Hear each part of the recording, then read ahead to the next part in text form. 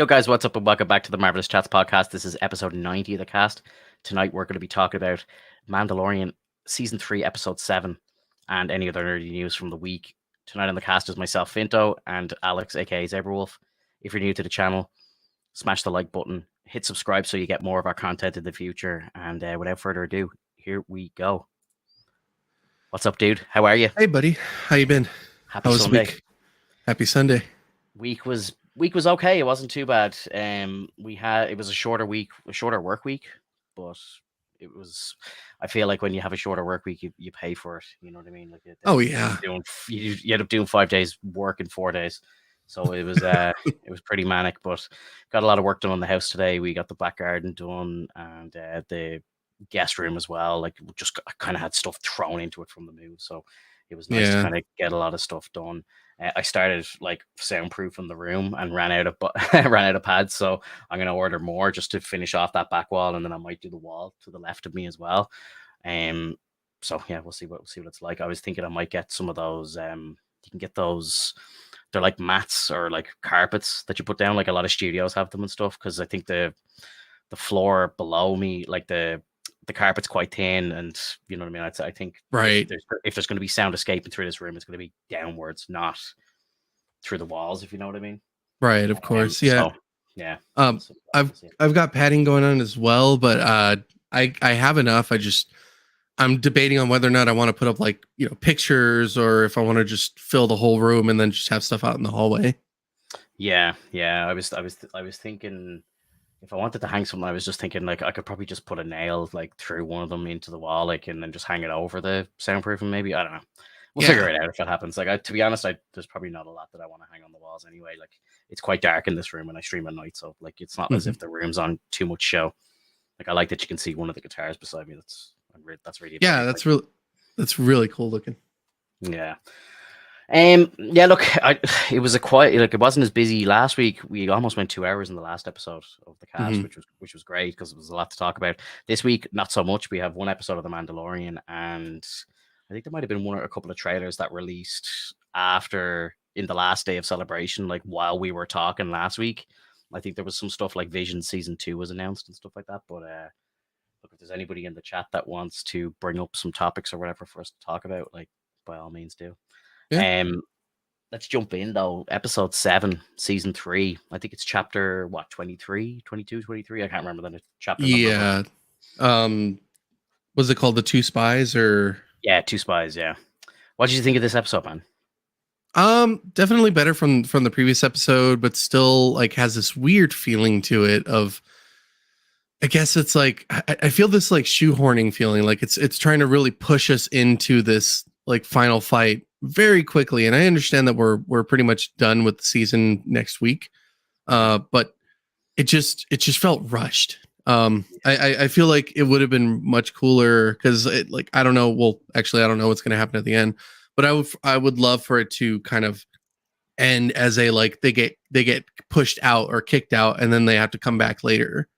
But from what it seems, this episode is designed similarly to, I would say, the Book of Boba Fett, when you see like the Mandalorian in the last couple episodes, where it's trying to bring in a different story from another timeline or another time and basically tell us like, hey, so this has been happening and this is what's going to come forward.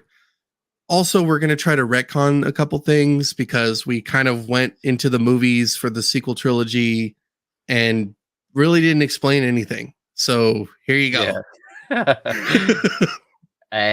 Yeah. Like, for me, it was definitely a big improvement on last week's episode. Last week's episode still hurts my soul. But this week the episode, it was a lot better. I loved the vibes at the very start of the episode where you saw like the ground floor of Coruscant. It kind of felt like cyberpunky, kind of like Blade Runner-y sort of thing, like, and it was just like real dark and gritty and like neon, and it was real cool looking, and it reminded me straight away when I saw it. I remembered, I think I heard like years ago that George had a project that he wanted to work on, which was like the ground level of like a kind of like crime show that was based on like the ground floor level of that planet. And I just thought like, oh shit, this is what that show could have potentially looked like. And it was like, I'd love to see more of that. Like, I thought it was really cool. Yeah. And then as well, like the whole council part was really cool with Moff and the different councilmen, like the old kind of empire who are meeting in secret and stuff. And I think I can't remember the character's name, but there's one of the dudes who's there is actually the father of the guy who is in charge of the First Order in like episode 7, 8, and 9. So you can see they're kind of starting to sprinkle the sequel trilogy in here, like, and they talk about the Necromancer project, which is obviously, as we know now, like the resurrection of Palpatine. Palpatine. So, yeah.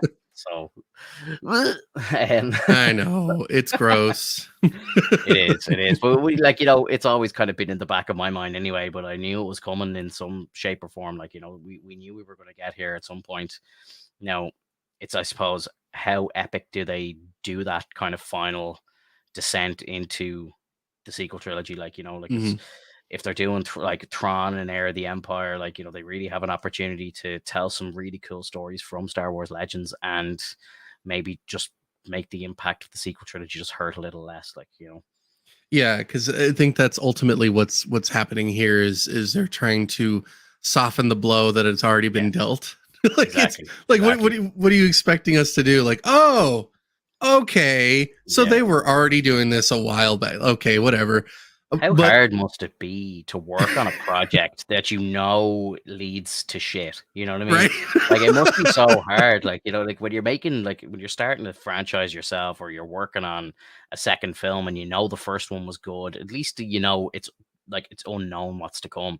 Like, they must sit there and think, oh, like we have to go into like the First Order and all this shit, like, and like Luke living in exile and like killing himself and all this sort of stuff. Like, and it's just like, oh no. Yeah, So I really would be surprised if we got like a Luke movie or Luke show, like with him just in CGI and like, you know, him versus Thrawn or whatever, like Heir of the Empire, like, because like Luke is such a key point to that story. Like Luke is like one of the main focus points of Heir to the Empire. So like, if you're bringing Thrawn in here, like, and you're doing him in a movie, and it's going to be like a Thanos style kind of end to like Infinity War, like an end to all of these stories that we've been watching for years. Like, you really do need Luke in there, right? Like, Luke's been popping up in projects now. He's been in 2 projects so far, and he might be. It would be weird if he wasn't in Ahsoka. You know what I mean? Yeah. So, and like, we know Hayden Christensen's going to be in Ahsoka as well. So I'm kind of thinking like, geez, imagine what Anakin's ghost like met Luke or something. That'd be just fucking wild. Like, you know, that would be the best. Actually, like, I would love for them to converse. Yeah, because he does see him like in the newest version of Return of the Jedi. He looks out at the ghosts and like it's Hayden standing there. So like, yeah, you could have scenes where they're talking to each other. Like, that would be fucking wild. Like, that'd be insane to me. Did you hear about why they did that? Why they changed the actors for that situation? Yeah, I think like George was saying, it was like, you know, this is what the last kind of sight of Anakin as a good man was when he was Hayden, and that was what they wanted. It's like, so when he goes into the Force, it's kind of the last projection of his true or good self, like. Right, because he I believe Lucas was also saying that like ultimately Anakin did die the moment he became Darth Vader. Yeah. So that was like the metaphor is like, you know. Yeah. Which I thought it was like, it's a good idea. It's just I know it pisses off a bunch of people because they're like, that's not the same actor. Yeah. And then like, you know, there's the whole thing of like, imagine all the Jedis who he killed who were in the Force. It's just like, this guy got in, like, you know. Yeah, so I don't know. It's pretty sketchy, but I can understand like a kind of symmetry thing of them doing that after the events of the first 3 movies are done. You know, like in Lucas's head, or so he says, he had episodes 1 to 3 were in his head. He just knew that technology wasn't where it needed to be for him to make those movies. Right. Whether you believe that or not, I choose to believe that, because I do believe that's the vision that he had, and I'll never forget I have an uncle and auntie who introduced me to Star Wars when I was like 6 years old, and I remember they gave me like the original movies, like, episode 4, let me watch it, like lent it to me on VHS, let me watch it like 100 times and then give it back. And then I didn't even know episode 5 existed. I thought it was a one thing, like, being so young. Then I get episode 5 and it's like, oh, there's another one. I was like, what? I can't believe there's another one. And then like episode 5 is like one of the best movies ever. So it's like mind blown. And then it's like, here's another one. Like when I get that one back, I was like, oh my God, there's more. This is before episode 1 came out. And I remember my auntie saying to me, because she read the books, and she was like, do you know how Vader got in the suit? And I was like, no. And she's like, he fell into like a volcano. And I was like, I remember hearing that when I was like 8 years old. And I was like, volcano. I was like, what the hell? I was like, that's insane. And then, like getting to actually see all that happen on Mustafar and stuff was just, it was insane. It was, so like, I do genuinely believe that they did have that plan the whole time. They just couldn't do it. And I think it's amazing how so many of the original people that watched the first trilogy, like they didn't really necessarily like the prequel trilogy. And then I'm thinking to myself, like, how poetic is it to actually see the true reason as to like how he fell into the lava and got, like burned himself up and became Darth Vader. Like the whole lineup of that leading to that moment is just like so good. And because the CGI like has improved dramatically, the lightsaber duels that they have in the prequel trilogy is just like fantastic. Like I haven't seen anything like that in such a long time.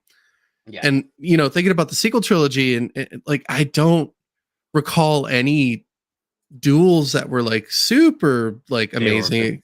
They were awful.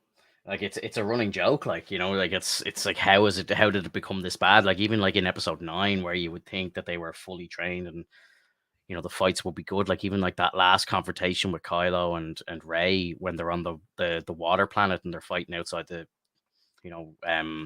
on top of the ship or whatever, and like the waves are crashing in on them. Like that's awful. Like it's so bad. Like so. And what like the setting was amazing. It's just the choreography was shit. It was so bad. It was so bad. And I did like part of me, I can't believe I'm about to like defend the sequels here, but like it kind of makes sense that they're bad because like Rey has no training. Like it's like she's not trained in lightsaber combat. And to be honest, Kylo should be a lot better because he was trained by Luke. He should have the lightsaber combat, and then he was obviously like with the Knights of Ren and all this sort of stuff. So if anyone, like Kylo, technically should be cutting through her like butter, like right. But obviously she's supposed to be like this magical Jedi who's with no training is like the most powerful thing in the Force ever. But anyway. It's similar to like Chinese movies where you see that the kid's a natural. They call them geniuses. Yeah. And so like that's the idea is that for some reason Rey is a genius. Yeah. And it just doesn't fit though. Like it just doesn't feel right. Yeah, no, it really doesn't. To kind of like loop back to Mando a bit, but like what did you think of like Moff and the like his Beskar like soldiers and all that sort of stuff in his suit? Like he kind of looked like Vader a little bit or something. Like his suit was kind of crazy. He's like a dark Mandalorian. Yeah, I really think that a lot of the shows and maybe a little bit like mostly the sequel trilogy as well, they really want to like bring back the Vader feel of like that the one big bad that's like standing in the way of everyone. Yeah. And because Moff wasn't seen at all until this like most recent episode, it just feels like it kind of didn't weigh as well as it does with like Vader. Because like, I believe we talked about this, I think in the last podcast, where it's like when you see Vader, it's at the very beginning of the series. Yeah, like it's immense because it's like holy shit, this guy's going like running through people like they're nothing. Yeah, and like how 3 minutes into the movie, Vader takes that ship. Like you're like, holy shit, it's him. I can't believe we're actually talking about Vader, and I'm actually wearing a Vader t-shirt right now. I only just remembered. I'm rocking Marvel. Hell yeah. but yeah, like it's like we don't see like a crap ton of Vader, but we see a good chunk of it, like in all 3 movies. Like it's like I would say more so in the first one or like episode 4, because you get that moment between like him and Leia where they're talking about like that's your home planet. Tell me where the rebel base is, and it like it's so it's so dramatic, and you get this tension. It's like this dude means business, and then when you see him blow up Alderaan, it's like, oh, what the? And then it, like, you know, you're like, this guy's an ass, like, but he's so cool. So I want to see more of him, and that kind of felt good for Moff Gideon in season 2, because he was kind of showing up like here and there, and it was like apparent, like, okay, so he's around. And in 3, it's like, oh, maybe Moff Gideon might still be around. It's like, no, just show that he's like recovering or something, and like bring him through and have him like it's fun. Like it's just like in The Last of Us. In The Last of Us show, they showed Marlene in the first few episodes, like plot, like, you know, conducting her plans, telling people like, this has to work. This is what we're doing. This is where we're going. And it gives you a reason to like enjoy that character more. Mm-hmm. And so, yes, we enjoyed the character in season 2, but like I said, in season 3, we don't see him until the very end. So it's like, yeah, dude, I don't care about you anymore. Like not that much. I think you're cool, but not as cool as you were in season 2. Facts. And in terms of the Beskar armor, in my opinion, I like it, but I don't like it enough to say, okay, you guys can get away with the Red Guard, like the Red Troopers, like just, you know, being nearly invincible in what was it, like episode 9? Yeah. They were, like, or was it 8? Was it 8? I think they were in episode 8 as well. I think it was at 8, okay, like when Kylo and Rey were fighting them together, right? Weren't they? Yeah. So they just straight after killing Snoke and stuff, and I think they might have been in episode 9 as well. I don't remember, to be honest. Right. And like, it's literally this episode is designed to tell us like, oh, they were wearing Beskar. Yeah. So because they were wearing Beskar, that's why whenever they got hit by a lightsaber, it just grazed them and caused sparks and, like, you know, caused them pain, but it didn't kill them. Yeah. That whole episode, that whole like sequence, like, you know, when Bo and the rest of the Mandalorians were like stuck between the 2 doors. Yeah. I was just like screaming at my girlfriend, like, take out the fucking Darksaber, cut the door. I'm like, cut the door. I'm like, what are you doing? You're letting Paz die by himself. I'm like, cut the fucking door. Get out there. Like, she could have just taken out the Darksaber and just like sliced a hole, like just a big rectangular hole or whatever around that door, and just like got them all out, like, and they could have all just continued to fight. I kind of like, you know, I didn't mind Paz dying. It didn't bother me. Like, I know a lot of people were like, oh, he's such a cool character, I want to see more. And like, yeah, whatever. I think they're kind of needed to be a sacrifice, I suppose, but it was just so pointless. Like, they could have all just escaped together. You know? Like Paz Vizsla, he's cool, but he's not cool enough for me to be like, let him live. Yeah. It's more so like, don't make this dumb decision. Like, this is ridiculous. Like, what are you doing? Like, I get like they're trying to hold him back, but like, what for? Just to show this like big dramatic point of Paz getting attacked and killed while his son is still alive, still considered being the true heir of like the Darksaber, correct? So like that might be a story in the future. So like, I don't know. It like, could be like it seems like they're sidestepping the birthright part of it, because, you know, you would have thought that, because I know Paz tried to challenge Mando for it, but it's like, right, you know, technically, if I'm not mistaken, he shouldn't even have to challenge for it because he has the birthright to it. Mm-hmm. So I don't know. I think they've kind of sidestepped that whole birthright storyline anyway. So yeah, and they could I'm sure you're right. I'm sure they did sidestep it, but that's an important plot note that they probably have written in their logs, is like, we could totally make this a story later if need be. Yeah. So that's my only like perspective on it, is that they're just trying to create a story in the wings, just in case they need to add a little bit more. Yeah. But in terms of the combat, I thought it was good. I think that their attention to detail with the Mandalorians attacking other troopers with their Beskar armor was actually pretty cool, because when you see Bo-Katan and Din Djarin, they're going between the sections of the armor, getting like to the necks, underneath the armpits, getting like midsection, because they know those are the vital points, because they've lived with that armor for like decades. Yeah, of course. Yeah. and it's awesome. And you see that again in the Paz Vizsla fight, where like they start like whipping him a couple times, but then they like start getting into the armor. Yeah, and that's how he dies, which is like pretty cool. Yeah, I thought it was pretty cool. I just like I would have kind of liked to see Bo-Katan do a little more with the Darksaber. Like I don't know why she didn't. Like again, I was just kind of pissed off watching it. I was kind of just screaming the whole time, like, "Where's the Darksaber?" Even like when they were having the gunfights and like the guys were coming in with the jetpacks and stuff. I'm like, would she not like have the Darksaber in her left hand and a gun in her right hand or something, like, you know what I mean? Yeah, because like we've seen like she is good with it. So yeah, and you're right. Like she has absolutely no reason not to try to attack with that thing. Like it just. I think it's really much like a shoehorning, or like a very much like a speedy ticket for them to just be like, here, have the Darksaber. All right, let's get the fuck out of here. Like it's really badly designed to just really push these characters as fast as possible to the finish line, so that ultimately, from what it sounds like, we're going to lose Din Djarin. I think that's what's going to happen. I really do. Like the fact that he's been captured now, I wouldn't be surprised if we did see him go, and it was kind of something then to rally all the factions of the Mandalorians together. It's kind of like Coulson dying in the MCU. Like it's what brought the Avengers together, like, and made them. Like, you have to give them something to fight for.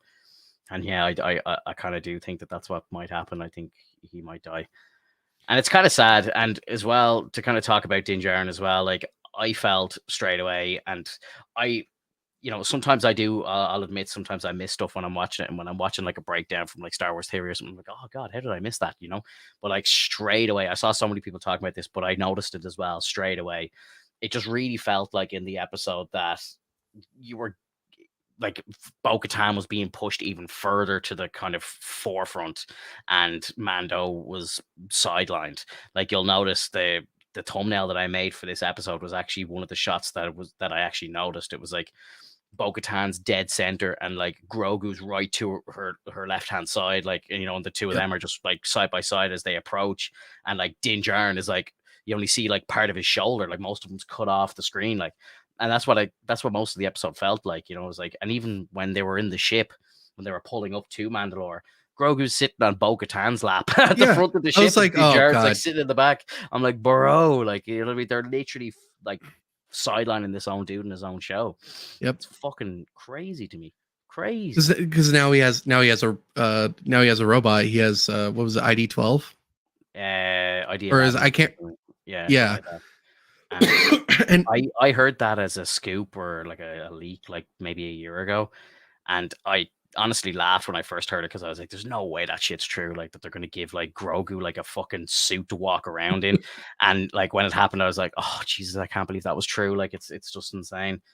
The kid's a fucking Jedi, like, you know what I mean? Like he does not need this fucking suit to walk around, like an exoskeleton. Like it's, you know what I mean? It's it's very shitty, and it kind of makes me wonder, like, what are they planning? Like, what are they doing with Bo-Katan then, and Grogu itself? Like, is it going to turn into kind of the pre-Vizsla like lore from the past, where a Force sensitive person who is part of like the Mandalorians, like he's been inducted, basically takes over the Darksaber again? Like, are they going to repeat history?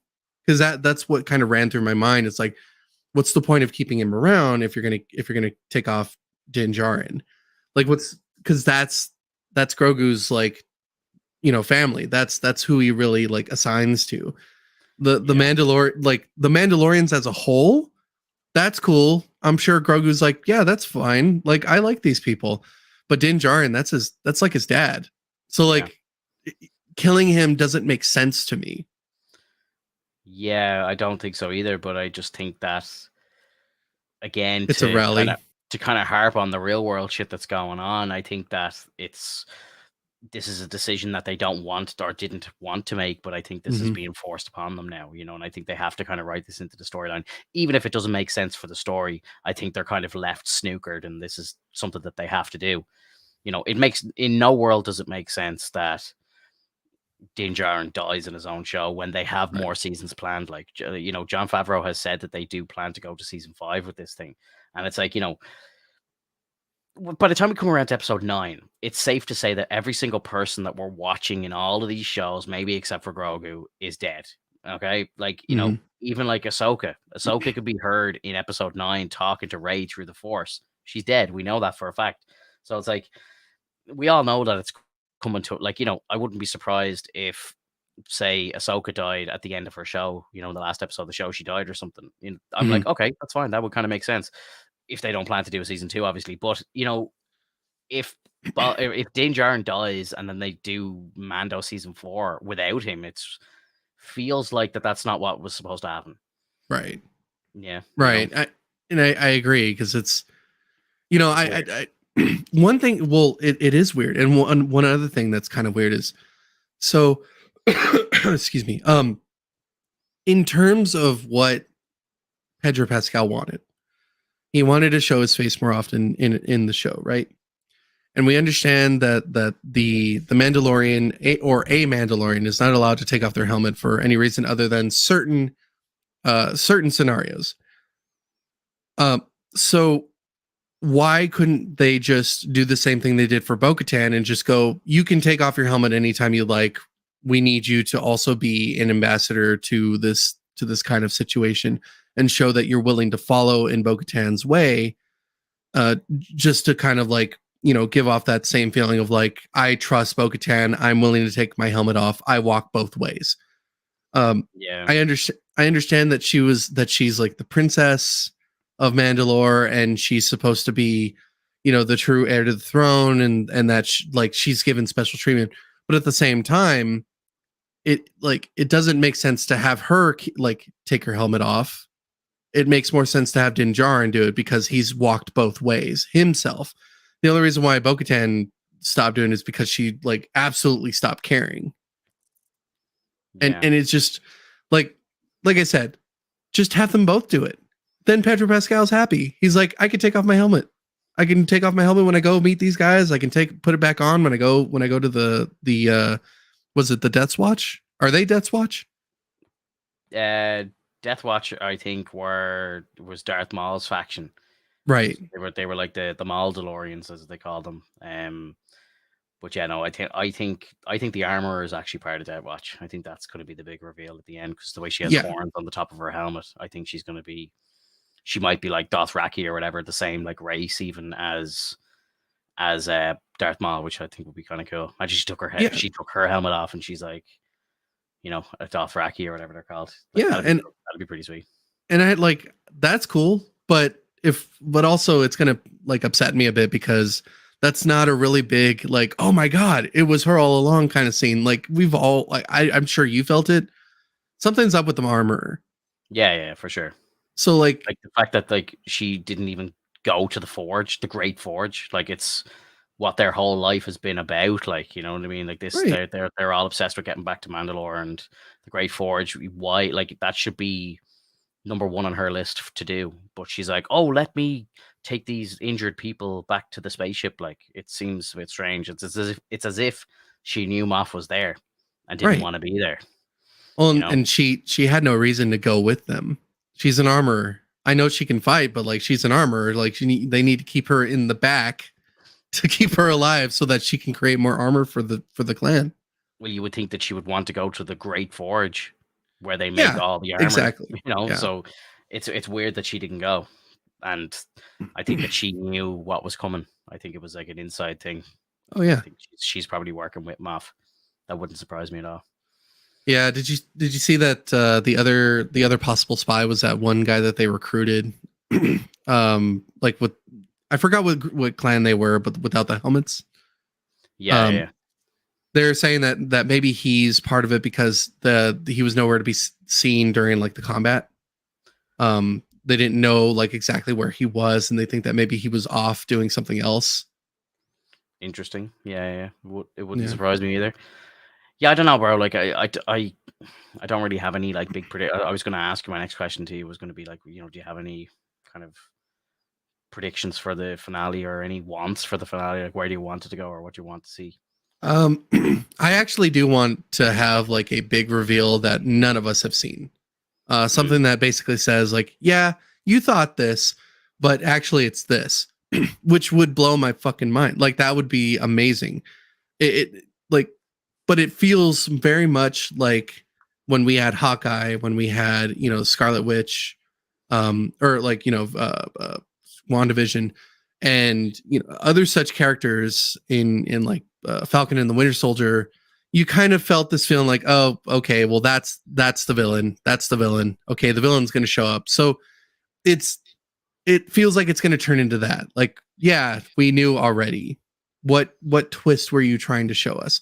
Now, if they do something insane and blow us out of the water, that might it won't save the season, but it'll definitely make things a lot better for things to come in terms of the next season. Yeah. Because as you said before, they're willing to do seasons 4 and 5, which is it's gonna blow my mind as to what the hell they're gonna do now. I know that they're working on a Mandalorian movie, which sounds very odd, but I hope it's something interesting. I don't know, dude. Like I'm kind of at a loss now. Yeah, I don't really know either. Like I think the idea is that whatever happens at the end of this season, I really think that, you know, the show is either going to end. I wouldn't be surprised if like the Mandalorian itself ended, and then we get like a continuation of the story in another show about Bo-Katan. So whether they just call the show Bo-Katan or they call the show like, you know, Bo-Katan and the Mandalorians or something like that. But I kind of have a feeling that the show, the main show, the flagship show, the Mandalorian is going to end. And they're just going to continue it elsewhere. And then if they do another season with Mandalorians, and then they tie in with Ahsoka and all the Rebels crew and all that sort of thing, and then, you know, Heir of the Empire is the movie, that you know, it all makes sense that it's all kind of going towards that one endpoint.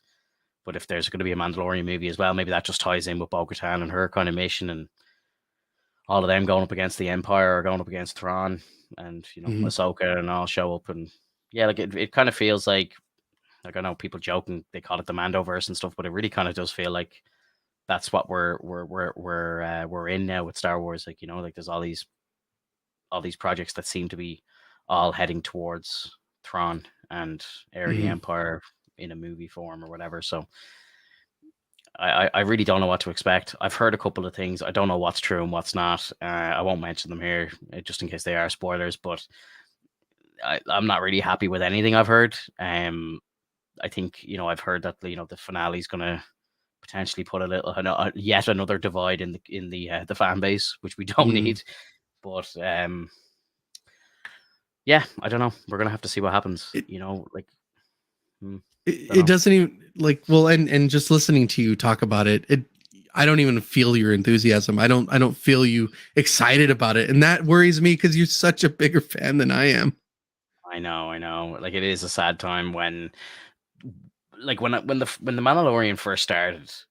I remember thinking like it was a weird thing to get into. Like the music felt strange, it felt different. Like, you know, Mando himself felt different, but very quickly you fell in love with the character, and it's just so weird that even, and again, season 2 of that show is some of the best Star Wars we've had, some of the best Star Wars I think ever potentially, and, you know, definitely for me important enough to like rival the end of like the prequel trilogy and episode 5 and stuff like that. For me, it was literally some of the best Star Wars that I'd ever seen. Like the Ahsoka episode was incredible. Just seeing her in live action for the first time, you know, was just magical. And then obviously Luke at the end of season 2 was just like I know a lot of people like give him slack, but I can understand why Star Wars Theory cried at that scene. Like I understand it.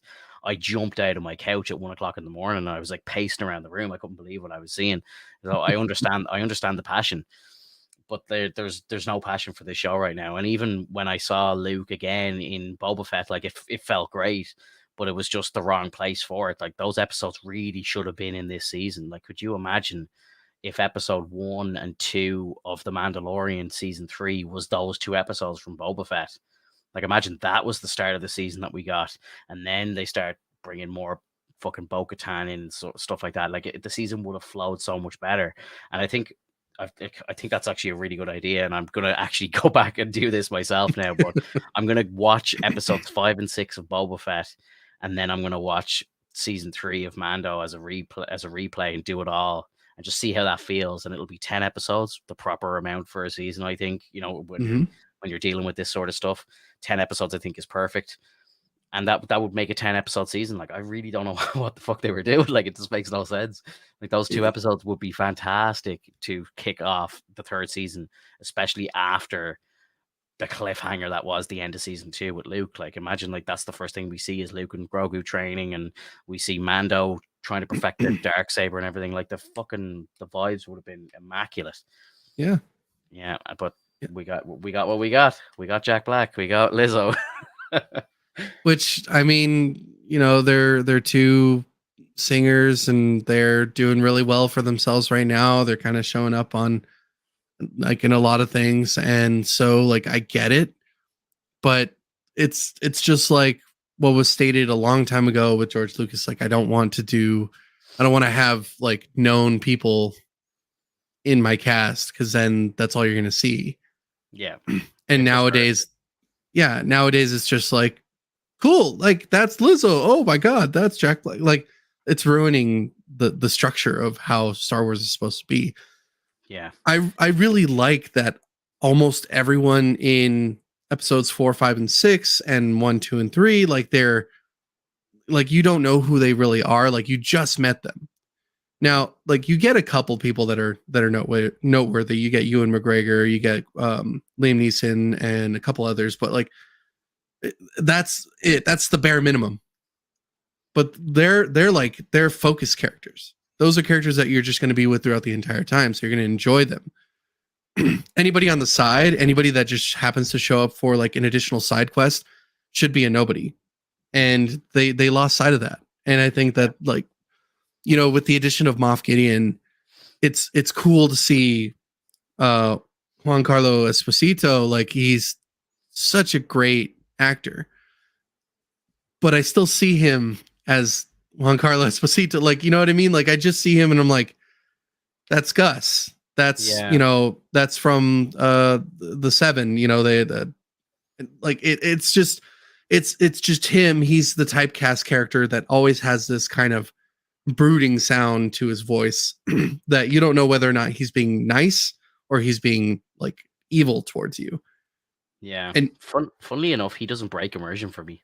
And I think it's because he's such an incredible actor that I see Moff Gideon. Like, I don't see Gus. I don't think of Breaking Bad when I watch him like doing that walk when he's doing the walk and all the lasers are turned off and you see all the armed guards. I was like, this is fucking great. Like, I'm like, here we go. This is Star Wars. Like, let's do it.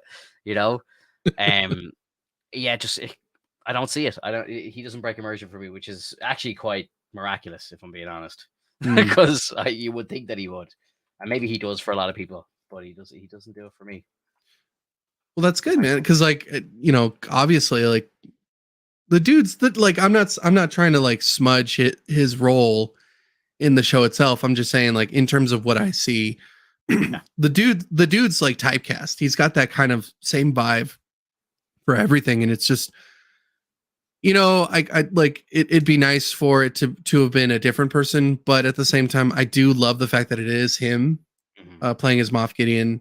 I think he fits really well. So I do find it hard to find someone, but I think it would be necessary to do so in order to make this a more brooding kind of show. Yeah, like I think he works really well, and even like Liam Neeson. Like, Liam Neeson doesn't break immersion for me either, and Liam Neeson was a big actor back then. Like, you talk about Ewan McGregor. Like, Ewan McGregor was cast as Obi-Wan Kenobi in like 1997 or something, and it's like he wasn't really, like, he had done Trainspotting, but he hadn't really done a mad amount of movies even at that point in his career. He's like so young at the start. Like, if you've seen any of the making of episode 1, he's a fucking, like, he looks like a teenager in the making of it. Like, he's so young.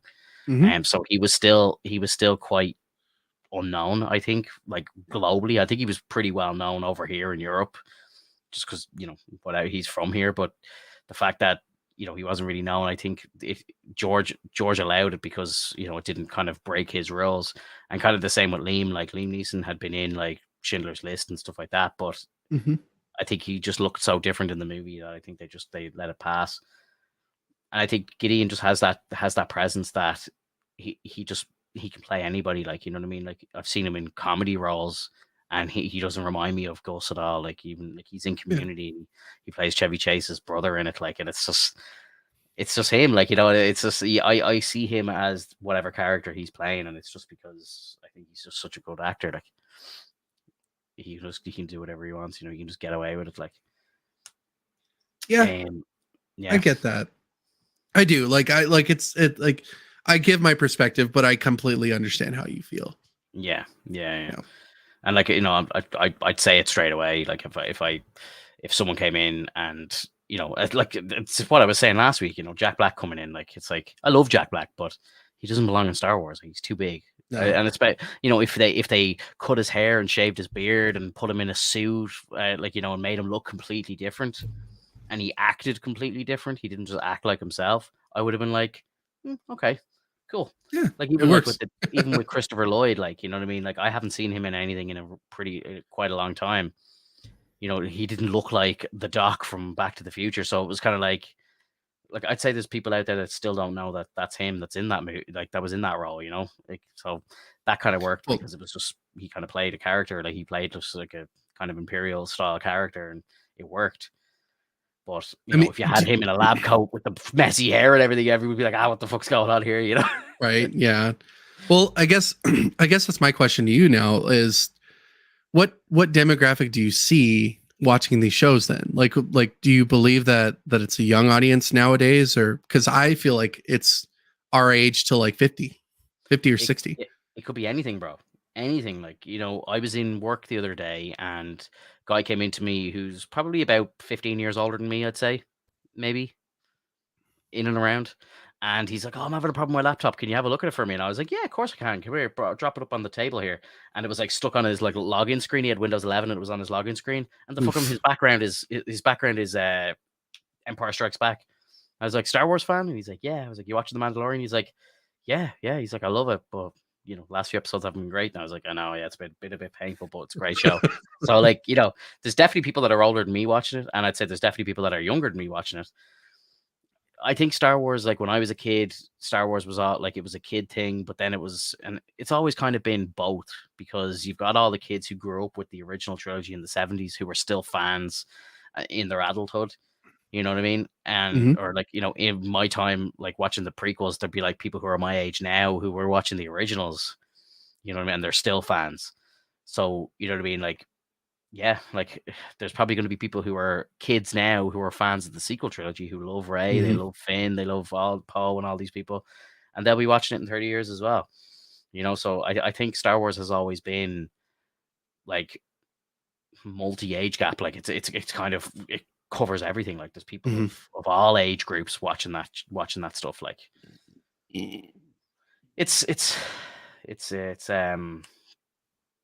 yeah, I don't think there's one kind of age bracket for the show, like for the content at all. So you feel like it's very balanced. There's no like weighing on one side or the other. Yeah, I don't know. Like I think there's people who wouldn't be hardcore fans who might say, for example, I don't know, let's say you liked episode 3, for example, right? But you weren't like a diehard fan of Star Wars. And then like episode 7 and 8 comes out and you're just like, fuck this shit. Like I'm not watching that anymore. And then they move on. Like, so maybe it might be more younger people who are who's a fan of the new stuff. And then the diehards only hang around because they have to, sort of thing. Yeah. They want to see the story finish. Yeah. In a sense. Yeah. Like, I think there's a lot of like my dad, for example, I think he watched one of the Star Wars movies, I think the original or something, the first one, or maybe Empire or something, and he hasn't really watched any of the other ones. But it's like, he definitely has watched a good few of them. Like he would have had to have, just because I'd be playing them all the time in the house. Like, he's probably seen like bits of them all put together. Like, but you know what I mean? Like, it's like there's someone who's been watching Star Wars for a long time, but like, they're not going to sit and watch the new stuff because it's like absolutely awful. But like, I tell him to watch The Mandalorian, and I know if he would, if he did, he'd like it. You know what I mean? Yeah. So I don't know. Yeah, like I think it's the diehards will stick through everything, and then people who I like to call the normies, they're gonna dip in it. They're gonna dip in and out like as they see fit. Like they're not gonna go to the cinema to watch episode 8 and 9, but they might watch the Mandalorian and they might love it. Mhm. And Rogue One was one that kind of probably brought a lot of people back to the franchise as well because that movie was fucking fantastic. And then like Rogue One is probably in my top 3 ever. I Yeah. think it's number 3 in my top 3 in my top 3. I would say. I think what I'm saying here is that when we don't have tragedy mixed with victory, like that's kind of like the formula to see when it comes to these shows. For excuse me, for the original trilogy, like 4, 5, and 6, it's a tragic victory. Like you lose your father, but at the same time you save the galaxy. Episode like the prequel trilogy, you lose Darth Vader, but you have a new hope because you have the children. And it seems like with Boba Fett, like that was the worst situation ever because it was nothing but victory. And it just didn't feel good. Like nothing felt like there was no loss in my opinion. Like nobody died that we cared about. Nobody that we really wanted to see like in action was there besides maybe like Din and like a little bit of Boba Fett. Like when he kept the helmet on, like it was fantastic. Mandalorian season 2, like that finale episode when you said you were pacing back and forth, that's that same feeling that I see when it comes to the tragic victory, because they won, but now he's losing Grogu because Grogu is destined to be force, like he's force sensitive, he's destined to be a Jedi. He has like all the characteristics and Luke is there to take him, which that's like the beautiful part, because like a person that has basically lost his father and is working towards building a new temple so that he can repopulate the Jedi community, it like takes this character because they're necessary for the growth. And it's sad, but at the same time, it was so cool to see that they won and they got to see Luke in the process. Absolutely. And so in terms of the season 3, there's really no loss. Yes, we just lost Paz Vizsla, but did we really care about him enough? Like, did we really give him enough screen time to really give him like this sense of like attachment? Because we did have one episode where we saw Paz being like, my son was taken, please. Like, I don't know if he asked for help, but like basically they were all going out to go save, his son. And that felt good. But it didn't feel like enough to me. So losing him didn't really feel right, like enough. When we saw the combat between Din and Paz during like episode 5 of Boba Fett, that was fun, that was cool. But like I still don't know who this guy is that much. Like we just know that he's a descendant of Pre Vizsla, which is like the heir to the Darksaber, which is like cool. Like that's cool. Can we see more of him? So like that's why I would say that like his death is like very limp. It's not enough for me to just be like happy or like sad that he died. Like I think if that was Bo in his place and Bo died, then you'd be kind of like, oh shit, okay. Well, it'd be so fun. Yeah. Dude, it's a big mindfuck, because if that was the case, like, do you understand that? Like, if we lost Bo-Katan, like, we just lost our princess. Like, that's a huge blow to their community. That's worse. That's the worst thing you could do, and that's tragic. But that would have been the best thing that they could have done. It would have. That would have been sick. Yeah, no, I know. You'd be going into and Nick, you would think that they would do something like that because you're going into the finale thinking like, what are they going to do now? Right. They got to get revenge. They got to get this guy. Yeah, but now I suppose I think that's what's probably going to happen in the finale. I think they're going I think Moff is going to kill Din, and then that's what's going to be the next season. It's going to be like, oh my god, they killed Din, they killed Mando. It's like, let's fucking get this guy. Like, this is the revenge we need. You're right. Because I don't think they can kill Bo, because they obviously have plans to do a solo show with her and Grogu probably. So they can't really kill her now. But they should have killed someone of great importance. Or imagine they kill like the armor or something like that sent everybody kind of going like, whoa, what the fuck was that? You know, like everyone thinks the armor is like something important, but imagine she died instead. That would have just been like a big mind fuck, because it would have just been like, oh shit, what the hell's going on here now? You know, because it just seems so obvious that she's got something to do with it. Like, you know, yeah. I don't know, bro. I'm still kind of hopeful. Like I know that we've had our talks and we're thinking like this is probably not going to be the best ending, but I am still hopeful that they pull something out of their ass and it's just like, oh my god, that actually was pretty cool. I saw Dave tweet out that he said that people are going to be satisfied with the finale. He did say that, so okay. Whatever that means, like I don't know, like for him to say that could just be like another Luke appearance, like, you know what I mean? Luke showed up again in the finale, like, you know, I don't know, you know, it's a tough one. The Mythosaur's going to pop up from underneath and destroy everything and eat Moff Gideon, and then come crashing down, and then all the clones are just destroyed. And it's like, well, it's a good thing we have another base. And then they show the base on like some other planet that we know about. Just something that crazy, like, you know, destroying Mandalore. The second the Mythosaur shows its face, like a green lightsaber just goes through the like its skull. And, like Luke just does a backflip off, just going, whew, thank God I got here in time, guys. Woo! Oh, you know, what the fuck was that thing? Oh my God, that'd be insane. You just got R2 going crazy in the corner, like beep beep beep beep. You see C-3PO on the side is like, I must say, we are in the wrong area. Yeah. Sorry, guys, we got a bit lost. Is there anything else to go over like this week? I don't really know. I don't even think, was there any new trailers or anything like that? I know you mentioned. There's nothing really else to talk about for Mando. Like, you know, I suppose we just gotta wait at this stage to see. Yeah, because we're at the end of the line. So we just have to wait till Wednesday, see how it turns out, and then talk about it again next week. yeah, for sure. Like, I hope we have some good shit to talk about, to be honest, but I'm not going to really hold my breath now, to be honest. I got to show you something here, actually. I saw this. This came up as a tweet, and I was like, oh my God, I didn't see this in the show. I don't know if you saw this.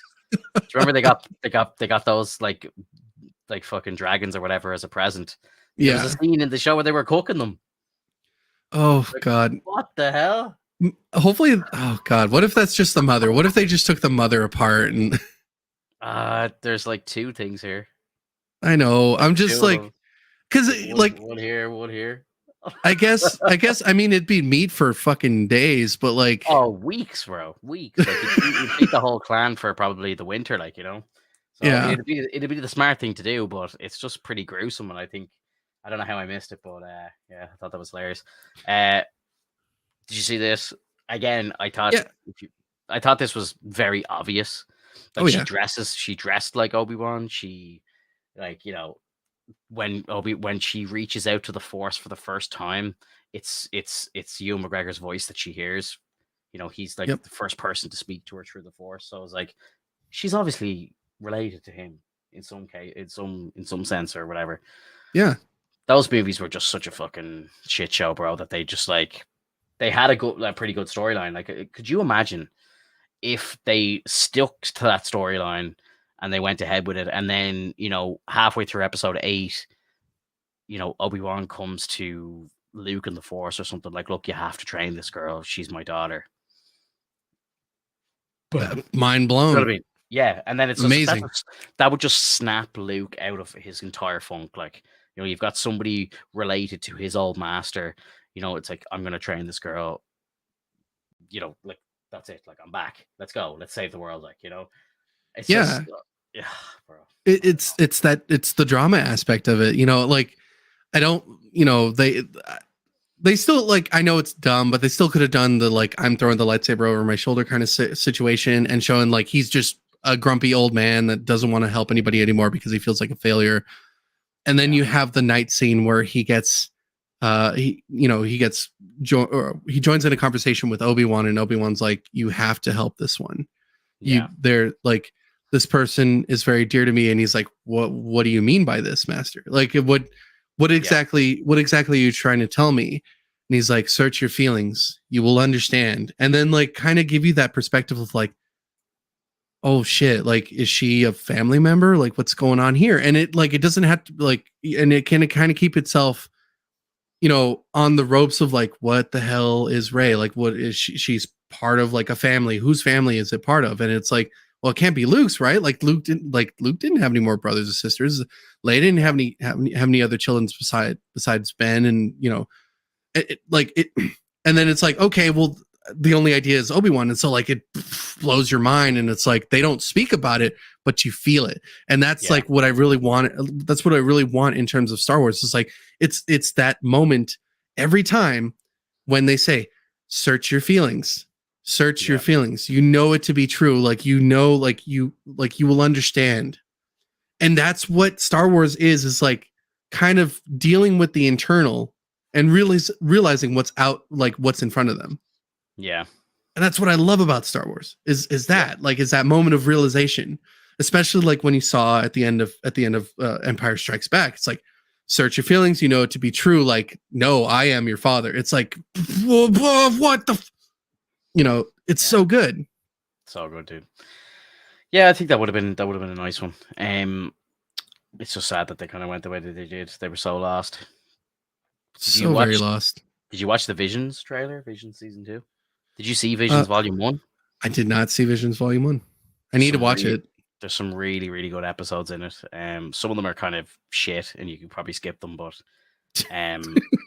some of them are just fucking incredible. Like the first one was amazing. I think it was like 1, 5, and 7 and 9. I think were my favorite episodes, if I'm remembering correctly. I've only watched them the one time, but myself and Hoffman sat down and did a breakdown of the entire first season, and I edited the video and put in like clips from the show and stuff like that. Like it took me a while. Like I was pretty proud of it at the time. Like, but I think we'd make something way better now. So, I think I'll definitely. It's out on May 4th as well. So I think I'll definitely watch it. But dude, I won't be available that day. Like I'm gonna go see the Guardians of the Galaxy Volume 3.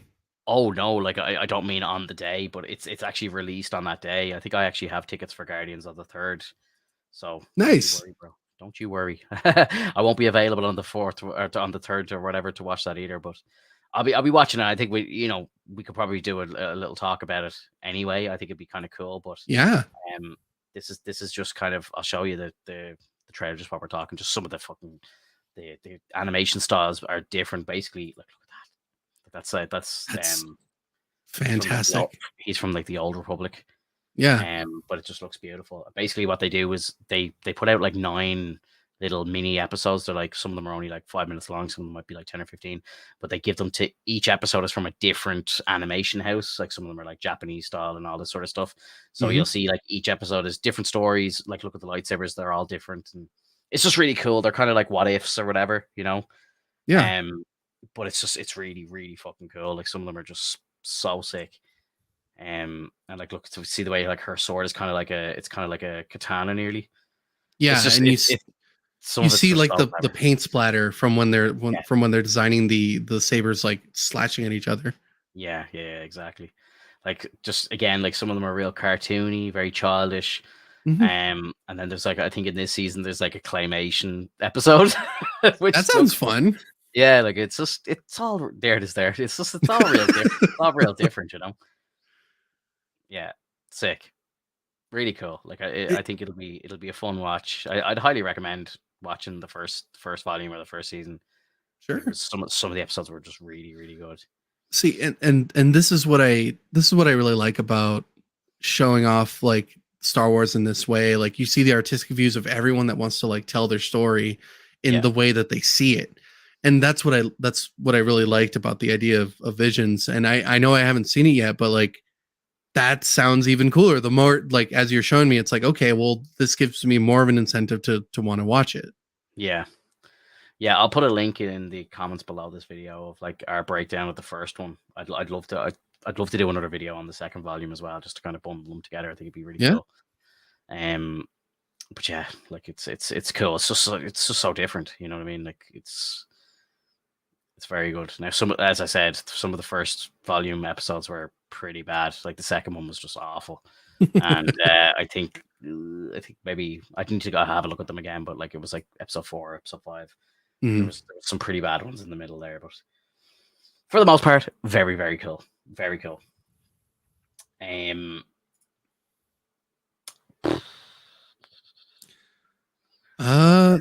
don't really know. Like, if I'm kind of looking. I kind of keep an eye on the Discord here, just because like during the week we have so much going on. Like, I have a marvelous chat section on my Discord, and just we always just talk about all the nerdy shit like throughout the week. So I'm just kind of flicking through it now. I did see that DC put a featurette for the Penguin on. Did you see that? No, is that like the Penguin from the Batman with Robert Pattinson? Colin Farrell's Penguin is getting his own show, so it's kind of like a crime show set in Gotham. I don't know if it's a prequel to the Batman or not, or if like Pattinson will actually be in it or not. I don't know, but it looks pretty good. It looks pretty good. I won't play the trailer for it here because I think you should watch it with sound, because you want to see Colin Farrell's acting and stuff. But it's a literal, like, it says like when you first turn it on, it's like in production now, and like in some of the shots that they use in this featurette, you can actually see the cameramen and stuff like that. So it's like it's real raw footage, like, but it's fucking cool. It's very cool. That sounds great. Yeah, no, it is. It's very cool. I'm trying to see, is there any Marvel news from this week as well? So that I can think of, but I saw something very cool, and I didn't know this. This might be news to you as well, but the Russo brothers have a podcast. I don't know if you knew about this or not. No. And they're having Zack Snyder on their podcast. Like, anyone listening to this, like, I think that'd be quite an important thing to listen to. Like, you're talking about some of the best like directors in kind of comic movies, like sitting down and having a chat together. Like, I am going to be listening to that. Like, fuck, like, I am very curious to see what they talk about. Very curious. And speaking of which, like, for the Zack Snyder, like, just as a reference, I remember watching you play South Park, and they made that reference, and I was so happy to hear that, or like see that scene. Yeah, dude, that was fucking brilliant. That game is so funny, dude. Like, it's so good. I'm really enjoying the two of them. Like, the first one was short and sweet, and the second one seems a lot longer. Like, I think I've streamed it like 3 or 4 times, and like I feel like I'm only about halfway through it. So, yeah, I'll definitely be playing that over on my Twitch for sure. Feige confirmed, and again, we've always kind of known this, but Feige did confirm that Tom Holland will be back for Spider-Man 4. Like, we have definitely known that already, but yeah, and I also saw another rumor that Andrew Garfield's Spider-Man is going to be the only person to appear in the live action version of Across the Spider-Verse. Okay, I have no problem with that. So, like, that kind of, if that's true, that kind of confirms that Sony are going to be going forward with Andrew as their Spider-Man. That's kind of that's how I'm breaking that down. Yeah, and I think that's great, because Tom Holland did a great job. I think he's it's too young of a Spider-Man, in my opinion. I think we need a middleman, where like Andrew Garfield did like a fantastic job of being right in the middle of like goofy, but also like serious when it needed to be serious. And I know that Tom Holland has that range, especially when we saw in No Way Home, but like you could just feel it with Andrew Garfield. And like I said, no shots to Tom, but Andrew's my Spider-Man. Yeah, Andrew is, I don't know. It's so hard, bro. Like, I know really you're a big fan of Toby. I'm massive. Toby is the Spider-Man that I had when I was like a young teen. Like, those movies, like, can't remember what age I was when I saw the first Spider-Man, but like, I was like preteen, early teens, and then Spider-Man 2 is, to this day, probably one of the best comic book movies ever made. Oh yeah. So like Toby's king in that sense, but then Andrew's movies are quite important to me as well. Like, I love them, and to this day they haven't been matched with regards to CGI and stuff like that. Like, and I still, to this day as well, I think he's probably the best Peter Parker out of a lot of them. He's the most like kind of accurate Peter Parker out of all of them. And like, his web swing and his CGI is just unmatched. Like, the second Spider-Man movie is shit. We all know this. The second Amazing Spider-Man movie. Yep. But like, the CGI in that is incredible. Like, his just everything about him. The suit's cool. The suit's very comic accurate. It's great. And then when we go to like Tom's great. Like I think he comes in, he's young, he's kind of the awkward kid, and it's cool to see him interacting with like fucking Captain America and Tony Stark, like Iron Man and all this stuff. Like it's cool like that. I remember the day I saw the first trailer for Civil War, and I was talking to Mex, obviously knowing that Mex is such a massive Spider-Man fan at the time as well. Like this is before I streamed and all. Like you're like I knew Mex back then, like, and Mhm. like literally, I remember texting him like, "Oh, bro, like what the hell have they done? They've destroyed Spider-Man. That suit is awful." And Max was like, "I fucking love the suit," and I was like, "No, bro, I hate it so much. I nearly cried the first time I saw it. I was just like, this is just horrendous." And then like slowly over time, that suit has grown on me, but. Like when I first saw that suit, I was just like, "What have they done?" Because like the last suit before that was like Andrew's second suit, and it was perfect in my opinion, Mhm. like the perfect Spider-Man suit. And Andrew was such a great Spider-Man. I was like, I can't believe they're recasting. This is just so terrible. And then seeing Civil War for the first time, you're just kind of like, when you first get introduced to him, you're kind of like, "Oh, this is weird," and you Peter Parker and stuff like that, and like a young Aunt May, a young hot Aunt May, you're like, "What the hell is going on here?" Like, it felt so different, it felt so weird. But then when you see that fight at the airport, you're kind of like, "Oh, okay, he is Spider-Man." I'm like, "Okay, Yeah. okay, they know what The- they're doing. Okay, it's fine. No need to there's panic." there's definitely aspects that you see, and this is what I find really odd about like movies being made for Marvel, is that the story writers and the like the animators, they see these characters, and then they go by some of the like, I'm assuming they go by some of the comics that are based on Spider-Man, and go, "I really like this version of Ultimate Spider-Man, but I really like the gadgetry of the original Spider-Man, but I Yeah. also like that Aunt May is young in this version of Spider-Man, where she's like kind Sort of of mix and matching everything up, like. right." And you kind of see like it does work in some ways, but because there's so many different aspects of it taken, like it kind of ruins the idea of like, well, what fucking direction are you going to go then? Like which type of villain are you going to go with? Like what kind of designs are you going to do for the story? Like what kind of plot is going to end up like being in the right direction? Because we have so much we have so much story, we have so much lore, we have so much references and sources to go by. So like, why is it hard to basically take the comic and just stick it onto the big screen? What Mm. exactly, like what is your perspective on that? Like why do you think that they like to just pull different parts of different characters and then stick it into a movie? I really think it's down to whoever's in charge of, like, say, making that film. Like, directors love and writers love to put their own spin on things, and it's like, this is my story. Like, I wrote this or I directed this. This is my telling of the story. And it's like they're not really respecting the source material, because it's like, I want to make it my way. Like a lot Mhm. of people were angry with Zack Snyder because it's like you're making Superman out to kind of be a bit evil. Like, and there's comics out there that Superman goes evil. There's games out there where he goes Yeah. evil. Like, there's definitely story there, but for the most part, Superman is kind of like, the Boy Scout, and he is all about hope, and he that's who he is. He's the good guy, like, he's the squeaky clean guy. Whereas Zach's version of him is very much the injustice version of him, where it's like, that tragedy with Lois dying is going to snap him, and he's the biggest villain on the earth, like, and he's a Right. dictator. He takes over the planet, and I love that. But I can see why some people might be like, "Oh, fuck Zack Snyder. Like, he doesn't get the point of why Superman is the way he is, or whatever." Mhm. And I think that's what people are doing, like, and writers are doing. I think they want to kind of put their own spin and kind of add their own finesse to these storylines.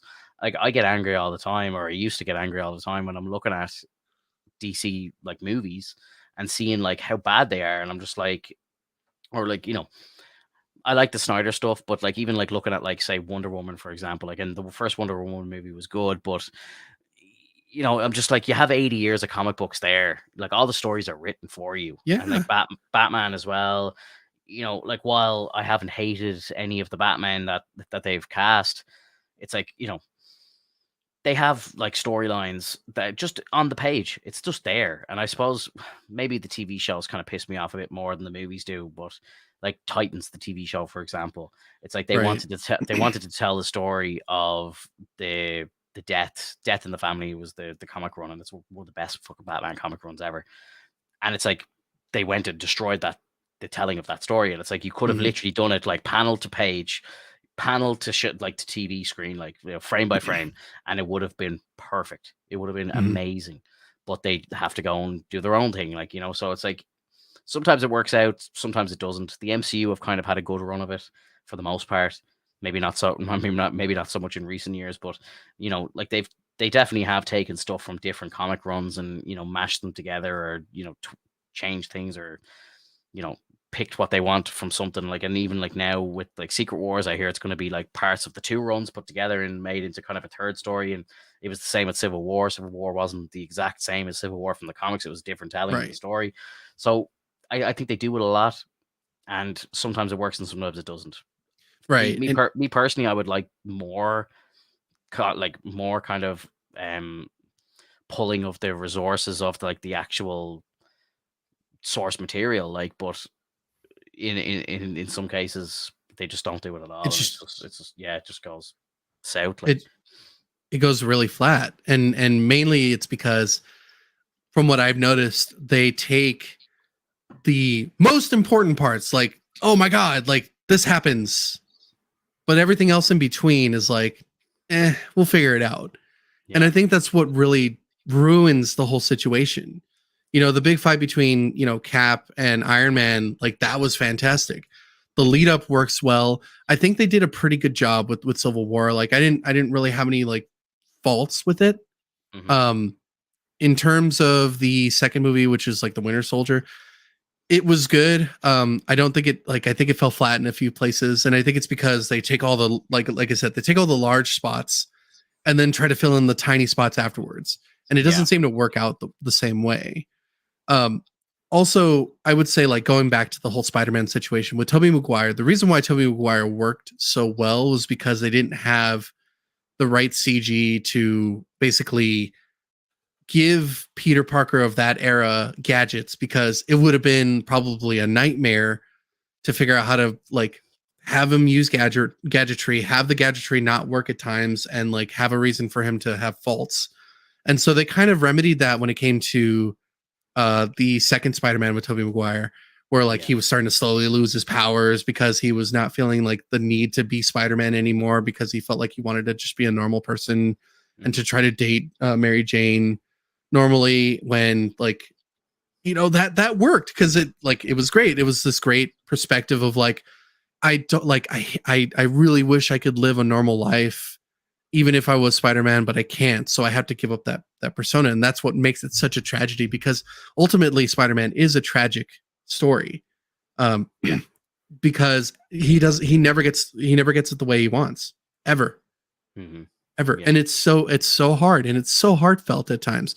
And that's what made it such a good movie, because even at the end of like the second movie, it was still like those moments of like, I don't know who I am, or like, I don't know what I want to do, but all I know is that I want to protect you. Yeah. And that's what made it so fun.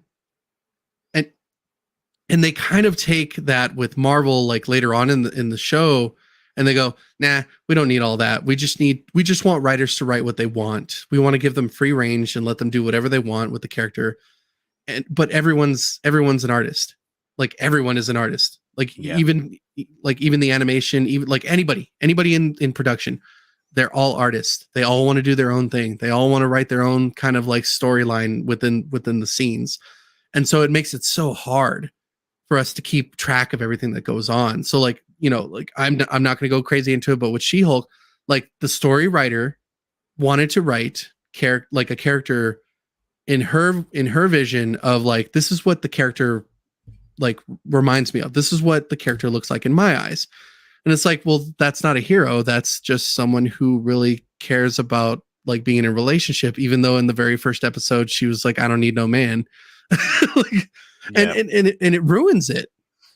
And that's what, but that's why, like, you know, in certain forms, like some DC movies are really good at showing the relationship side, but also being like, I have to save the city. I have to protect the city. And that's the idea of a hero. Yeah. is to protect the city, to protect others, to protect the world, to the universe. Like it's basically like Loki is supposed to save the universe, and yet it still doesn't happen because the multiverse wars are starting to like flare up and whatnot. And that was actually a cool idea. It's just the execution was terrible. Yeah, because they didn't know where to go with it. They took pieces of everything and then were like, make it stick, make it land, do what you can. And I hate that idea of do what you can. It's no, like take the source material and do it right. Mm-hmm. And like that's how I felt with the, like when you talk about the Snyderverse, when you're talking about how you felt like Zack Snyder fixed a lot of things in terms of that movie. And it's like, okay, well, what did he do? It's like, well, he gave more of a reason to have Darkseid show up. Also like giving Superman a reason to seem evil at the time, because it's a very big situation. If Superman ever goes evil and Batman is not ready for it, like it's over. Yeah, so, absolutely.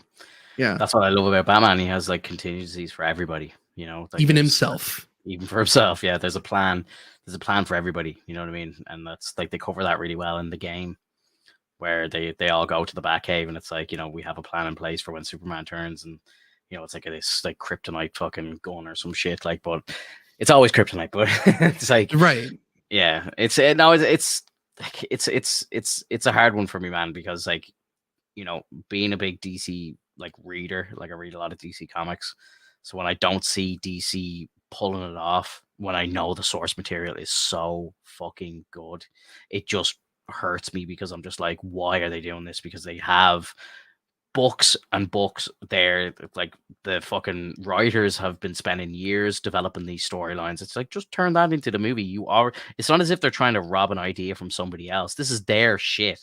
You know what I mean? It's DC stuff. Like, it's their stories. They're already told. Why would you tell a new story and make it worse than the original? That is just like the worst business fucking like mind to have. Like, you know, it's like, why would we not rely on this amazing story that we have right now, right here, and let's go and just rewrite it and for it to fucking flop and fail? Exactly. But like, I would say that most directors or most producers and most story writers are still kind of living in the past, if you think about it, because back then, 66 Batman, that's a whole different Batman. That is crazy different Batman. But it was fun at the time. It was campy, like it was silly. Yeah. But they could write it at the time because like they're like, we have the rights to this. Let's make it silly. Let's do what we want. Yeah. In the 80s to 90s, you have the Batman Tim Burton series. Like you have the silliness of it. You have like the darkness, you have that the brooding moments, and that's what makes it so fun, because it's taking itself seriously at times, but then like you see Batman and Robin and like that's a fucking goof fest. And no matter how much people say like that movie is terrible, it's a cult classic because of how silly it was. Yeah. Like it will never leave your mind because of how unique it was. And I think that most people nowadays in the 2020s are still living in the fucking 90s and trying to say like, I want to write the same thing that Tim Burton did and make something like as off-putting as possible, because I think this is what the vision of this character should be. And it's like, it's too late. Like you can't do that anymore. We're out of that era. Like it's time to start following the source material and to get us back into the role of like bringing the comics to life. And yes, you are technically bringing it to life by having like Robert Downey Jr. as Iron Man show up on the big screen wearing the suit and whatnot. But like, if you have no direction, like for the most part with Iron Man 3, there was direction at the beginning, but then at the end, it kind of like really takes a crap. Yeah. And it's like, because you stopped using the source material, because you wanted to do your own thing. And that's what irks me the most. And I know, like, and just like you said a moment ago with DC, like, there's so much information, there's so much source material, there's so many different characters that you could work with. Yes, we want to see Poison Ivy, we want to see Harley Quinn, we want to see Joker, we want to see like, you know, other like Penguin, we want to see Falcone, we want to see all the crime bosses and whatnot. But there's more to Gotham than those characters. Like, Oh I yeah, haven't we've talked about this multiple times. I haven't seen Frost. Like I want to see Frost in a movie. I want to see Solomon Grundy like walking out, born on a Monday. yeah. Like Yeah. See, I don't, and with the way that they've done like Pattinson's universe now, I don't know if you can do stuff like that. Like you would probably get away with Frost, but like I think like Solomon Grundy and stuff is a bit too weird. I just don't think it fits. Like maybe Grundy would fit in like the Suicide Squad, like James Gunn's kind of universe more so, you know. I just don't know if he'd fit in Robert Pattinson's, where it's very much kind of set in reality, or so you might see, or so it might seem. But I have heard rumors that potentially they're doing like Clayface as a villain in his movie, which I would think would be incredible. Like the whole shapeshifter thing is always so interesting, and it's kind of like what Marvel are going to be doing with Secret Invasion and stuff. It's like you never, like with shapeshifters and shit, you just don't know who's who and whatever. Like, so I think right. like a villain like that could be really interesting. Right, but also showing that inability to want to like get into the supernaturals of it is kind of defeating the purpose of what Batman and Superman are, because Superman's an alien. You have to remember that. Like he's not born on Earth. He's an alien from That's Krypton. And yeah. so you have aliens showing up. So why can't you do the supernatural? Like Well, literally but sorry, literally you okay, go. can, but I was just gonna say I would be surprised if a Superman shows up even in Robert Pattinson's universe, because I think his one is so like focused on reality that I don't even think Superman will show up in that. Like, but Which is whereas the DCU, like with James Gunn and stuff, it's anything's a go there. Like, you know what I mean? Like right. he's wacky and all. Like, so you know he's going to be doing weird shit. Like if you watch Which, his Suicide Squad movie, like that starts off with like some fucking crazy characters. So like he would do Grundy all day. He'd do Clayface all day, like no problem. Like, and he, you know, Frost, everybody, no and problem. that's fun Yeah, because no, it is. like It is. but like even then, okay, so Finto, let's cut out Solomon Grundy, let's cut out Frost, let's cut out like Clayface and say like they're it's not so much supernatural. Why don't we do the ventriloquist? Like that's a normal human just using a ventriloquist to do his evil deeds. Yeah, like that. But That would he almost go ahead. that'd belong more in like a Pattinson world. You know, like Yeah, we obviously have a Joker and Riddler and all that sort of thing. That's fine, but I just think that they've put such a base on that film being more so in reality. And it's kind of the same with Bale's Batman as well. You didn't see any like real kind of crazy supernatural shit happening in that because it was all just based around like humans. You know, it was Ra's al right. Ghul, it was Joker, it was Bane. You know, like, and their version of Bane was just a dude who had like a shit on his face, like who's like, you know, I was nobody before I put the mask on. He didn't have to probably wear that mask, but he put it on to be Right. different or whatever. You know, he wasn't injecting himself with serum or venom to make him fucking jacked and all that sort of stuff, like the way Bane is. But Yeah. you know, the Bane, like the Nolan trilogy, is very much kind of has one foot in kind of reality, like it's kind of like a real world superhero style thing. So I Of don't like, course. yeah, and I think there's like obviously, you know, Snyder's verse, like he had Cyborg, he had fucking Superman and all these people, like so he could have done anything he wanted as well. Like, you know, he did test lanterns and stuff like that. But Mhm. yeah, like it's there's a time and a place for it, I think. And I don't think Robert Pattinson's universe is a place for all the wacky and wonderful stuff, but James Gunn, anything goes. Yeah. I wanted to bring up this comment with chilling in the basement. Give Keanu Reeves Constantine 2 already. Like I agree 100% chilling. And what's funny about this is that I just watched like a short about Constantine being like one of these like smartest Yeah. and most like smug assholes like to ever exist in the DC universe. In times he's actually outsmarted Batman. Wow. It's nuts. But like he summoned Trigon and asked him Yeah. for a light. Though Yeah. like if we're talking that, then yes, I would love for Constantine to show up. But like that stuff still might not fit, just like you said, Finto, because they've already Yeah. set the kind of world of like, yeah, we have demons, but we don't want to go that crazy. Yeah. Like I think didn't they had like Satan in that film? They had in the first one they had Peter Stormare. Yeah, Plain Fuck Satan, yeah, and it that was was it was great. it was it was epic, bro. It was great. But yeah, you don't have like these big like fiery demons and stuff like that, like like Trigon, who like probably stands like fucking 20 foot tall, and you know what I mean? Yeah, it's Like, different. It's different. But I saw one of the talk shows. It might have been Kimmel. I can't remember which one. But Keanu was on that show, and he was asked if there was a project that you could bring back, something that you could come back to, like that you'd love, that you would want to make a sequel to or whatever, what would it be? And he's like, and before you answer whatever you're going to say, I'm sure there's going to be someone contacting you to actually do this. So he's like, think of it right. And he said Constantine. He's like, I'd love to play yeah, John Constantine again. And Constantine's actually one of my girlfriend's favorite films ever. Like she so loves it. so good, dude. Like I only rewatched it recently with her, like, and it's fantastic. Like I love like Supernatural, all that sort of style. Like, it's kind of like a film version of that kind of world, like I love it. It's a great fucking film. Great. remember when And Shia LaBeouf remember when Shia LaBeouf's character was trying to be all badass and then he just gets immediately destroyed. yeah. Big time. Yeah.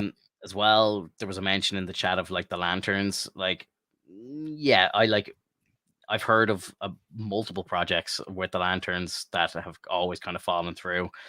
I think people are still kind of sour. It's a real kind of gamble because people still remember the Ryan Reynolds movie, and Yeah. just how expensive it was to make and how much money it didn't make. I'll die on this hill, bro. That movie wasn't that bad. There was problems with it. Yes, I thought Ryan was brilliant. He played a fantastic Hal Jordan. And the movie just worked, and I didn't mind the CGI. I thought the suit was kind of cool looking, whatever. It was fine. Taika Waititi being in it as like the kind of guy in the chair he was funny. It was fine. Like Blake Lively was good in it as well. Like I thought she was fine. I didn't like the villain. Sinestro was fucking amazing in it. Like, Sinestro was sick. Oh, it was so good. Like Mark Strong is the perfect Sinestro. Like, so it definitely had it had its pluses and its minuses, but it's so poorly received that I think that they're like, we need to like that movie came out in 2011. They're like, fucking 13 years isn't long enough. Like, we need to wait more. Like, Right. I wouldn't be surprised if they waited 20 years before doing it. Now I know they do have plans for projects in the DCU for the Lanterns. I think it was originally meant to be a show. I think it might be a movie now about Hal Jordan and Jon Stewart or something, if I'm remembering correctly. Mm-hmm. Which I'm very excited about. They're obviously the two best Lanterns, but I would love to see it done right. I do love Lantern. I'm a big Hal Jordan fan. I read him a good bit in the comic books. I love his friendship with the Green Arrow in the comics. It's fantastic. I love Hal. And there's an animated movie that came out there last year. It's called, what's it called? It's a Green Lantern animated movie with Jon Stewart, and it's fucking brilliant. It's amazing. And it's like, again, DC, they hit it out of the park every single time with the DC animated movie stuff. And this is another thing where we're kind of talking about source material and stuff, but it's like, why don't they just take every single animated movie that they've made, which are most of them absolute bangers, and just take them and just turn them into live action movies, scene for scene, shot for shot, just convert it to live action. Money, bro. Yeah, money. They're afraid of the success of it. Exactly. They're afraid of how good it's going to be. Like it's ridiculous, man. I know you haven't seen this yet, and I can't find where I can watch it because it's so fucking hard to find it now. The movie Planet Hulk. I've told you multiple times before, you gotta watch that. Planet Hulk is so good. When did it come out? I can't remember. It was in the early 2000s, I believe. I'll try find it. I should be able to sail the 7 seas and get a copy of it somewhere. Oh, dude, if you do, share it with me. I want to see it again. Yeah. That movie really shows how I would have loved to have seen Sakaar. Yeah. But at the same time, I totally understand why, with not Love and Thunder, with Ragnarok, it felt good enough to be like, okay, I can let it go, because it was such a good rendition of what they could do in Sakaar, and they could still have the Contest of Champions. It's just the writing for the story is going to be a lot different. And this is why, we were talking about just a moment ago with the whole, why don't you just use the source material? Well, it's because they've already changed a ton of shit that they don't know where to go with that. They never jettisoned Hulk off into space due to the fact the Illuminati was already available. There's so many different factors that didn't get birth throughout the series to allow for an organic Planet Hulk, which I understand now. Mhm. But in terms of like DC and their animated movies, like they're fucking gold. It's like 100% gold. Yeah. And I agree with you. Like if they could just translate it to the big screen and to have it like a live action, like it would be like fantastic. But I think the budget would be insane though, because it's definitely a lot of CG, Yeah. unless you're dealing with like Batman and maybe a little bit of the Flash. But like if you're if you're dealing with Green Lantern, that's a lot of CG. That's why it costs so much with the Green Lantern movie with Ryan Reynolds.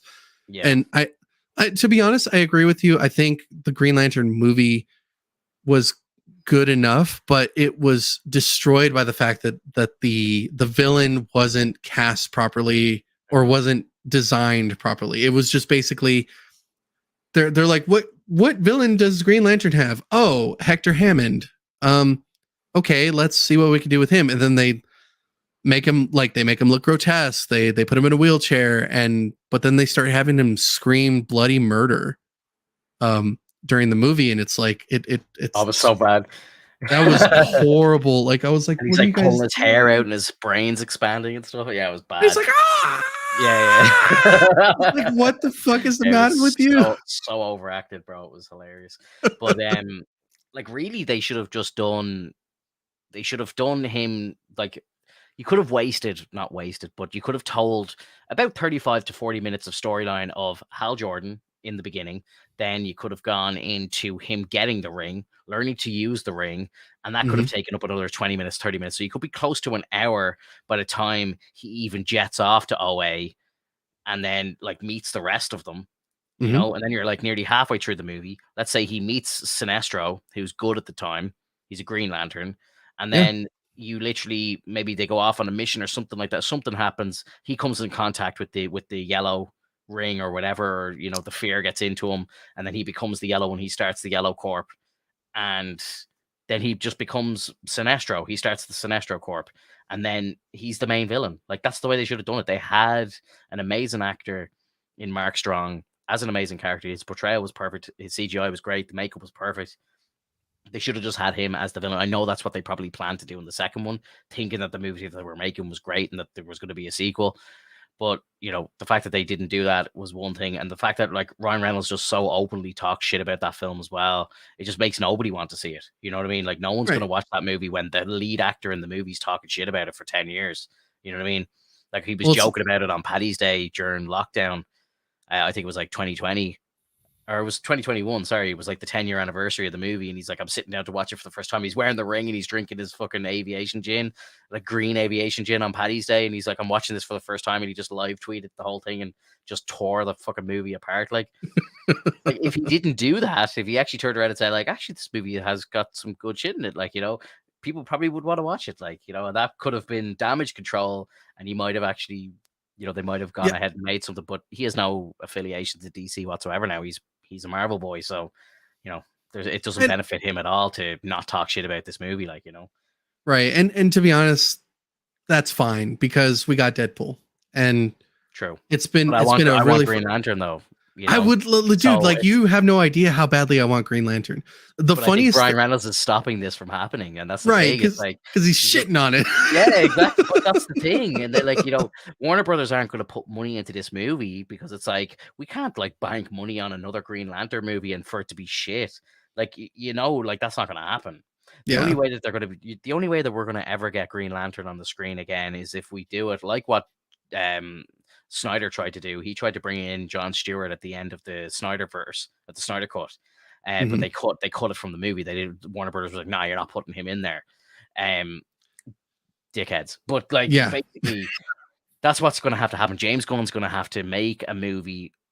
I don't know how quick he's going to make a Justice League movie, but he's going to have to do some sort of a crossover movie, and a Green Lantern's going to have to show up in the Superman movie or somewhere else, and we're going to have to get a little like sprinkle of the Green Lantern Corps, and we're going to have to see how it gets received. If people are like, "Oh my god, this is amazing! He's so good as the Lantern. It's amazing to see all the fucking suits and shit and the rings and all this."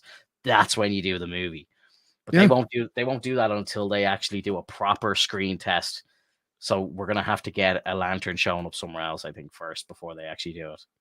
Yeah, I can't remember the name of the animated movie, but there was an animated movie where literally the Justice League formed because Darkseid showed up because his army was starting to take over like Metropolis, and they were starting to terrorize all the people. And then like you see Hal in the sewer area, like battling different enemies of like, or different armies of Darkseid.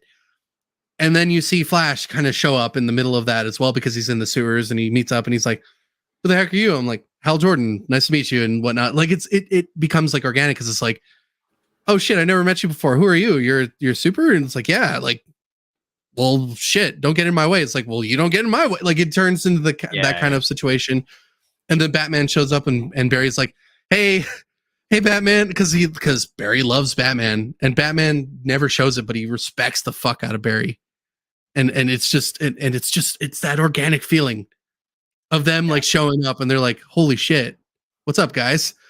You want to team up and fight Darkseid? Fuck yeah, let's do it!" And then like it's so good. I can't remember that movie's name, but it was so good. If I find it, I'll let you know. Yeah, do. I may have seen it already. I'm not too sure. I do love some DC animated. I got to see was it the Killing Joke? They made that into an animated movie, but they actually released it for like one day only here in Ireland. And I got to go to a midnight showing of it. And I was sitting watching DC animated on the big screen, and it was fucking epic, bro. I was like, shit, they should do this more often. Like, right? Yeah. Yeah. And Killing Joke was the story of like how Barbara Gordon became Oracle, right? Yeah. It was the Joker like shooting her, and she becomes paralyzed, and yeah, it's a violent story, like, and it was a proper like 18 rated like or fucking animated movie, and it was incredible, bro. Incredible. Yeah. Well, yeah, because I just couldn't believe it. Like, I was like, this works so well even on the big screen. Like, I was like, they need to do this more. Right, and Joker is definitely not like a TV 14 character. He is always going to be mature, always going to be rated R, because the dude's maniacal and he'll do whatever it takes. And I think that was like part of the problem as well with the first Suicide Squad movie, because the director David Ayer had shot loads of scenes with Joker actually like hitting Harley and like being like cruel to her and all this stuff, like, and that's the character, like, that's the relationship that they had, but they cut all of it from the movie. They didn't show any of it, so it just didn't work. And like it's sad to say, but like those scenes are very important, and you need to view that because that's the monster that he is, and you have to understand that. Like, you can't just have him as this like fake gangster, and you have to see him like beating Harley down, and like emotionally and physically like beating her down, like, and that's part of the story. So, and then showing how emotionally like dysfunctional they are, and how obsessed Harley is with Joker, to the fact that like she doesn't care if she gets hit. Exactly. And it's fucked. It's so fucked. Yeah, I know. It's fucked. But like his version of the movie, apparently he has a cut like the way like Snyder has his Snyder cut. There's an Ayer cut of his movie apparently, and there's loads of scenes in it with him like getting physical with her and all this sort of stuff. Like, and it's weird. It's weird that I want to see it, but I do want to see it. Because that's the true telling of the story. Like, that's the true character. Like, that's the monster that he is, and this is why Batman hunts him. This is why this is the dynamic. Like, that's what we see in the comics. So that's what we want to see. But it's not a bad term for us. Like, we just want to see how that unfolds and why, like, and like how it really matters in the story itself. But I get it. It's kind of a touchy kind of situation. It is. Yeah. I'm not condoning the behavior, but I just love seeing not at all. Dark character. That's like everyone watching the Jeffrey Dahmer thing. Like, the world watched that show. Oh, yeah. And loved it. Like, and they're not loving the actions. It's gripping storytelling. So right. It's just a shame that story is true. But yeah, man, look, we're an hour and 40 into the cast. I can't believe this cast went on this long today. It's been a fantastic chat. Like, I thought we were going to be talking for like a half an hour, and it was going to be a short one today because we only had Mando episode 7 to talk about, really, but we've been shooting the shit for nearly an hour at this stage, like since we stopped talking about Mando. So yeah, dude, it was fantastic. Anyone who's here with us live, watching, lurking, chatting to us in the chat, thank you very much. If you're listening to us on a replay, consider hitting the like button, drop a subscription on the channel. Let us know in the comments what you think below. What projects are you looking forward to in DC? Like I'm actually quite excited about the DCU. I think it's it's a fresh start, and I think it could be good. It could be bad. Who knows? I don't know. But anyway, guys, we'll be back next week. We're going to talk about the finale of Mando. Hopefully, it's going to be a good chat. It might be a bad chat. I don't know. But I think it's going to be an eventful one anyway. And yeah, look, until then, we'll see.